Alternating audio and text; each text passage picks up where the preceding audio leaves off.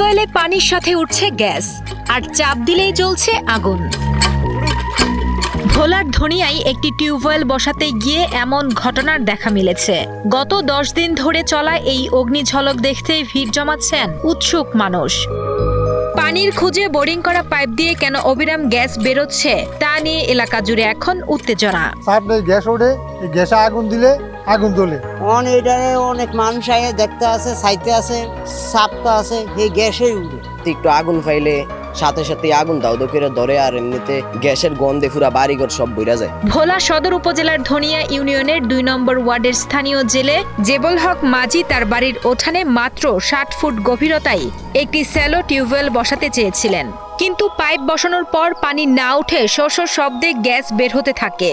কৌতূহলবশত দেশলাই জ্বালিয়ে মুখে ধরতেই দাউ দাউ করে জ্বলে ওঠে আগুন।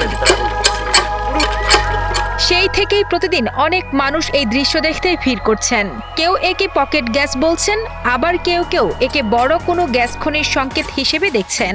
করে হেয়ারে পানি উঠে চলে না, হেয়ারে আবার ডিস্টার্ব করে ওই গ্যাস লাইট আনিয়া তেরুন দর্শনতা আলাদা হেয়া একটা আগুন বউ বউ করে হেয়ার মাথার উপরে উঠছে। যে লোকেরা কল বইছিল এই লোকেরা যত কল সাফে কলে কোনো পানি আসে না। তারপরে দেখারা গ্যাস লাইট ধরাইছিল, ধরানোর পরে দেখারি কলে আগুন ধরে। তারপরে বলছিল যে ভাই আপনাদের তো কলটা গ্যাসের লাইনে ফুটছিল।